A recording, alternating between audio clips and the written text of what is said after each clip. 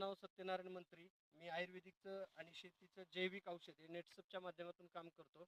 आपण नागरगोजे साहेब आहेत. बघा आता हे सोयाबीन आहे, जवळपास कमरेच्या वर सोयाबीन आहे, बरोबर आहे. फक्त ह्यांनी काय केलं तर आपल्या स्टीमरीजनं आणि त्याचा काय रिझल्ट आहे. तुमचं नाव सांगा. गंगाधर नामदेव नागरगोजे. आता मला एक सांगा तुम्ही फक्त स्टीम काय केलं या सोयाबीनला? सोयाबीनला फक्त बियाला लावून पेरलंय, उगवण चांगली झाली, स्टीमरीज बियाला लावलं, बीज प्रक्रिया केली आणि उगवण चांगली झाली, एक नंबर उगवण झाली, वाढ चालू होती. पण त्याच्यानंतर सारखा पाऊस चालू होता, पाऊस चालू आहे, बरोबर आहे.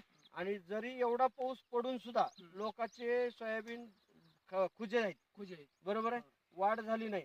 पण नुसत्या स्टीमरीच्या बीज प्रक्रियानं आज तुमचं प्लॉट जिवंत बी आहे, आज कमरेला बी आहे. आणि विशेष म्हणजे पानाची रुंदी, पानाची काळोखी कायम काळभोर ठेवून, पिवळपणा किंवा पिवळं पडलंय असं कुठं आहे का? बरं, तिसरी गोष्ट, नुसत्या बीज प्रक्रियाची ताकद ह्या जैविक औषधाची कायम ठेवली का नाही पिकावर? कायम ठुतय स्टीम. आता हमी सुद्धा की बाटल्या स्टीमरीजचा काय अनुभव आहे तुम्हाला? स्टीमरीज मुळे ही असं आहे. हा, स्टीमरीज बीज प्रक्रिया लावल्यामुळे आज सोयाबीन जिवंत आहे आणि कमर लाईन. विशेष म्हणजे बुडापासून शेंड्यापर्यंत बघू शकता. हे बघा, बुडापासून आता फुल बी चालू आहे, शेंग बी चालू आहे. पण विशेष म्हणजे ही 3 दाण्याची शेंग आहे, बघू शकता. हो का, काही सोयाबीन मध्ये लोकांच्या रासायनिक वापरण्यात 2 शेंग, कुठं 3 शेंग असते, 3 दाण्याची शेंग असते.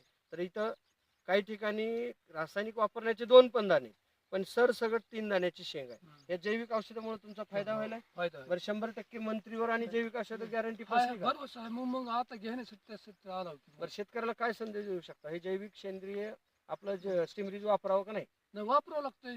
वापरलेलं ही एकदा दोनदा तरी वापरायला पाहिजे. अनुभव आला की माणूस सोडतच नाही. धन्यवाद, नमस्कार. 1-2 बरे